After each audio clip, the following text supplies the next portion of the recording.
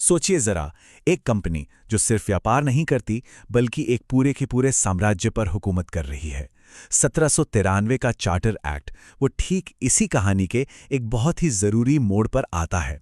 ये वो कानून था जिसने यह तय किया कि भारत पर आखिर राज किसका होगा, एक कॉरपोरेशन का या फिर एक क्राउन का। चलिए आज इसी दिलचस्प कहानी की परतों को खोलते हैं। यही वो सवाल था जो 1793 में ब्रिटिश संसद के गलियारों में गूंज रहा था। एक तरफ थी ईस्ट इंडिया कंपनी, जो अब व्यापारी से कहीं ज्यादा एक शासक बन चुकी थी, और दूसरी तरफ थी ब्रिटिश क्राउन, जो इस बेहिसाब ताकत पर लगाम कसना चाहती थी। बस इसी खींचतान का नतीजा था ये चार्टर एक्ट। तो सवाल उठता है कि ये एक्ट लाया ही क्यों गया। इसे समझने के लिए हमें उस दौर के भारत में चलना होगा और देखना होगा कि ईस्ट इंडिया कंपनी असल में कितनी ज्यादा शक्तिशाली हो चुकी थी। जरा सोच कर देखिए, एक कॉरपोरेशन जिसकी अपनी सेना है, जो टैक्स वसूलती है और जो अपने कानून बना रही है।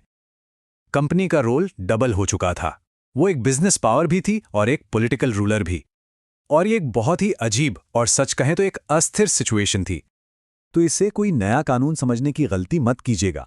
ये असल में कंपनी के लिए एक परफॉर्मेंस रिव्यू जैसा था।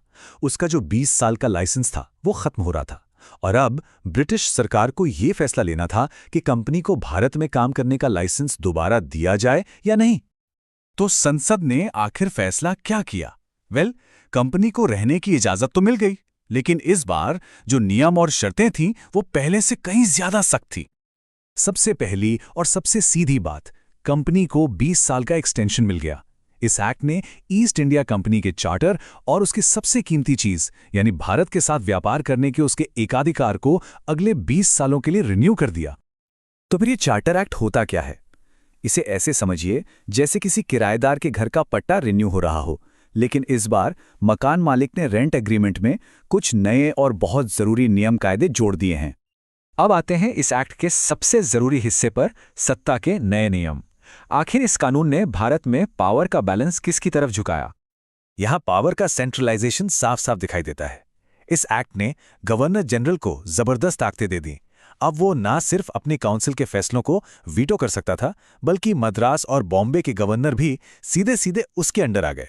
मतलब भारत में एक सुपर बॉस की पोस्ट बना दी गई थी। और ये लाइन सुनिए, ये लाइन तो जैसे पूरे एक्ट का निचोड़ है।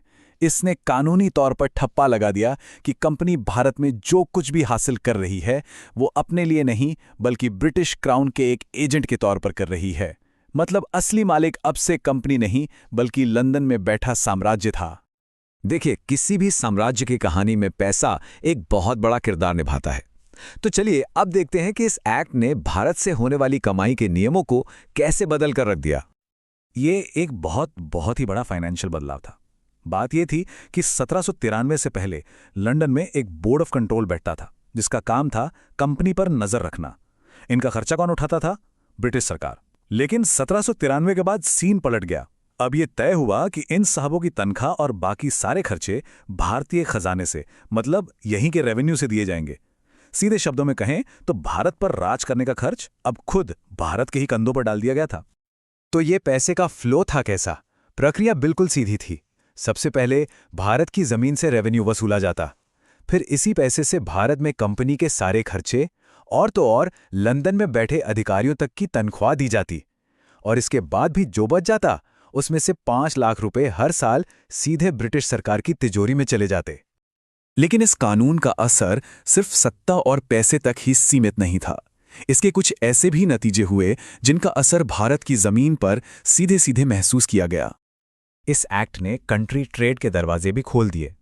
इसका मतलब यह था कि कंपनी के अधिकारी अब अपना प्राइवेट बिजनेस भी कर सकते थे। अब यह सुनने में तो मामूली लगता है, पर असल में इसी रास्ते से चीन को बड़े पैमाने पर अफीम भेजने का जो धंधा शुरू हुआ, उसने आगे चलकर पूरे क्षेत्र का इतिहास ही बदल दिया। इसके अलावा कुछ जरूरी एडमिनिस्ट्रेटिव सुधार भी हुए। टैक्स वसूलने के काम को और न्याय करने के काम को अलग अलग कर दिया गया। इससे जो पुरानी माल अदालतें थीं वो खत्म हो गईं। साथ ही कंपनी के बड़े अधिकारियों पर बिना परमिशन के भारत छोड़ने पर रोक लगा दी गई, ताकि वो अपनी जिम्मेदारियों से भाग ना सकें और एडमिनिस्ट्रेशन में एक तरह की स्टेबिलिटी आए। तो अगर 1793 के इस एक्ट को 3 बड़ी बातों में समेटना हो तो वो क्या होंगी?